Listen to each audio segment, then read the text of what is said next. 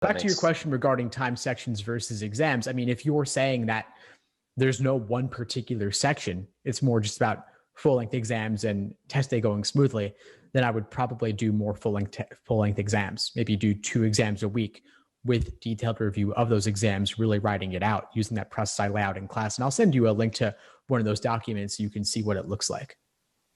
Okay. And as far as specific tests, I think I've hit all the ones in the 80s and maybe 3 or 4, 5 or so in the 70s. So should I just, it's been a while since I've taken them, so I think I've forgotten a good amount of like the actual questions. Should I focus more on the recent ones or go back to maybe 60s and early 70s to take these full length tests? If you want to do full length tests that will better simulate your test day experience, it would need to be with fresh material, right? So in that case, I would use the ones in the 60s as well as any in the 70s you haven't yet touched. But there's still plenty to learn from what you've completed in the 70s and 80s. And so maybe you want to look back at your notes to see what gave you trouble in those exams and still engage in the review process there too.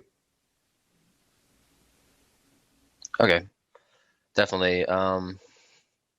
Has there been any trend like with the tests being similar to certain generation of the groups? I think overall the exam's gotten a little bit harder over time. And so things you see in older exams, especially 40s, 50s, 60s, might be a little bit easier in certain ways. And so that's why I'm saying to make sure that you really understand any mistakes you've made on the more recent exams. Okay. But aside from that, there's nothing in particular I would point to. Thanks for tuning into the show. Please subscribe if you haven't done so already to be notified of new episodes as I release them. And feel free to reach out if you need anything at all as you move forward with your prep. I'm happy to help however I can. In the meantime, I wish you all the best and take care.